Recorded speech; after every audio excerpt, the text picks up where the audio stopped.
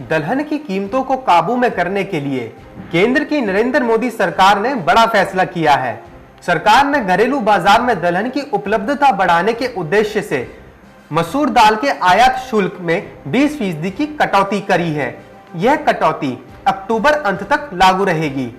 केंद्रीय अप्रत्यक्ष कर और सीमा शुल्क बोर्ड यानी CBIC की एक अधिसूचना में जून 2017 की अधिसूचना में संशोधन किया गया है। इसके मुताबिक 18 सितंबर 2020 से 31 अक्टूबर 2020 तक की अवधि के लिए मसूर दाल पर मूल सीमा शुल्क को कम किया गया है। अमेरिका के अलावा अन्य देशों से मसूर दाल पर आयात शुल्क 30% से घटाकर 10% कर दिया गया है। अमेरिका से मसूर के आयात मामले में शुल्क को पहले के 50% से घटाकर 30% कर दिया गया है। सरकार ने इससे पहले जून में भी अमेरिका के अलावा अन्य किसी भी देश से आने वाली आयात की खेप के लिए आयात शुल्क को घटाकर 10% कर दिया था। अमेरिका के मामले में सीमा शुल्क 50% से 30% तक लाया गया था।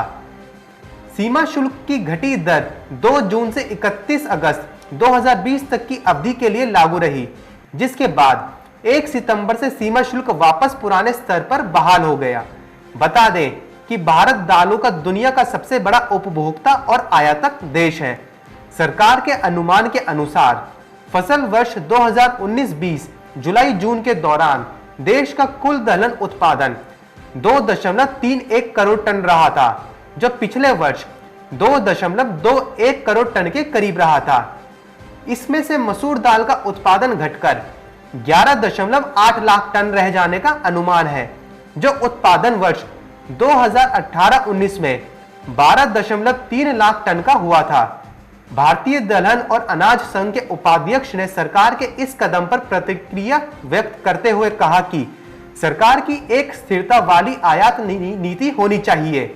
उन्होंने कहा कि जून में की गई शुल्क कटौती के विदेशी किसानों और व्यापारियों को फायदा होगा, क्योंकि भारत द्वारा आयात शुल्क घटाने के बाद दाल की वैश्विक कीमतें बढ़ गई हैं। Bureau report, market times TV.